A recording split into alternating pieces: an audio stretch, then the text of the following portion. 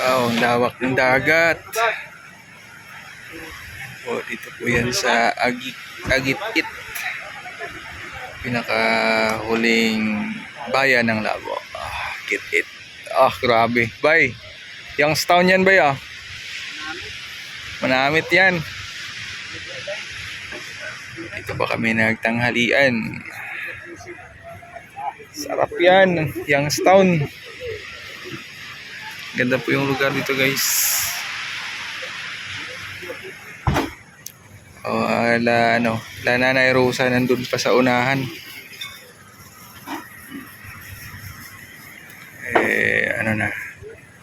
Tanghali na. Dito kami magtanghalian. Uy, tilapia, Kay Jimmy. Tilapia. Si Berador sa manok. Ayan na sa manok, Wag pa luya-luya. Ano sabi? Hindi bang tayo pwedeng sabay-sabay ay. Manok. Yan, dalawang sasakyan po. Ang dami po namin ngayon nandito. Sinundo po sila Tatay Batas. May role po si Tatay Batas dito.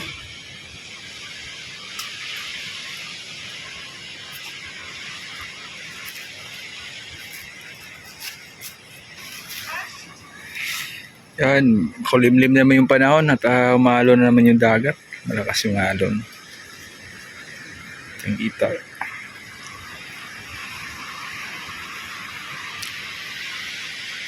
Daming aso.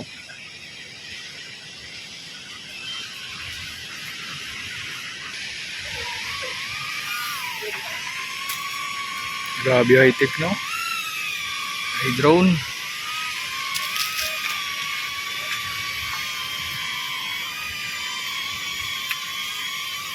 Ganda pala yung lugar dito, La Nanay Rosa, na pabahayan ni Kalingap Ido.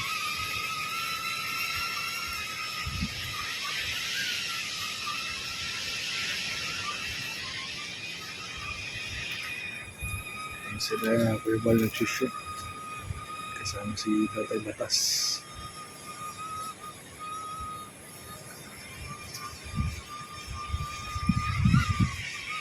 Sabi mo, Kuya Mel, ang tagal ng roll mo dun, Oo nga, ang sakit sa pakin ng bato-bato.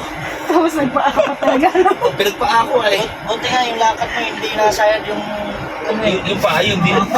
Kung hinihila-hila ko pa yung paa. ganun. Oo. Ay, tinanggal pala yung chinelas, no? Oo. Hindi wala talaga basta-basta touch, no? Ano, dito sa Kalingap, Basta-basta mag-artista. dito sa Kalingap, maging artista ka talaga. Okay. Nag-apply tayo sa GMA at ABS, ano tayo, ay disqualified. Hindi natanggap. Dito pa lang sa Kalingap, discovery. Dito lang tayo na-discover sa Kalingap, ay. Talagang, mainit po dyan sa labas, no? Di basta-basta pala mag-film. Yan, Diyos la Kuya Bal nag-film.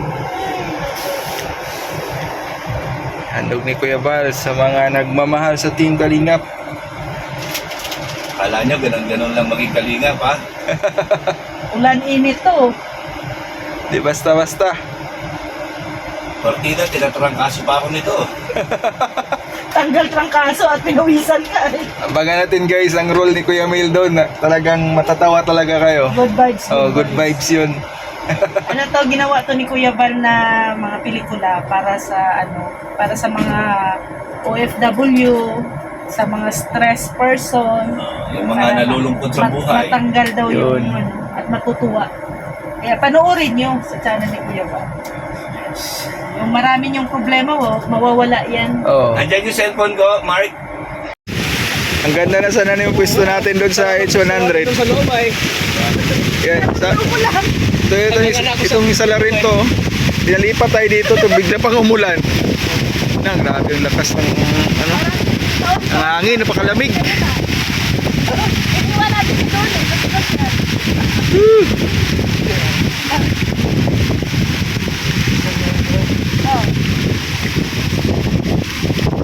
Ano kaya nakain din natin, sumunod tayo sa kanya? Parang nakalibungatan yata tayo. Kasi natin nasana yung ulan ng ulan.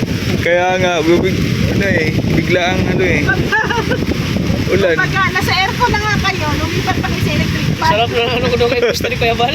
Ganyan ako. Oo, sarap.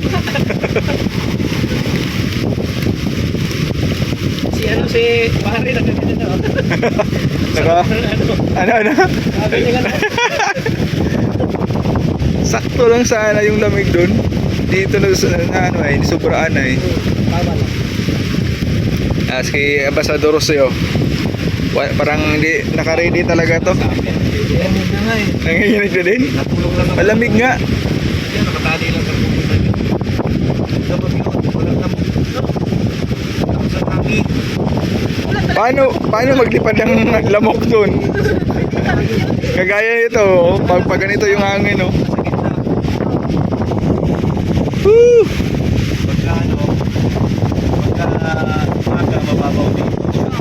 Palagay ng ulan. Pagka hapon, mababaw din. Sa bahay ni Nanay Rosa. Ayan, abangan po natin sa channel ni Kuya Bal ang liwanag sa dilim. Na yun eh, mga ganun.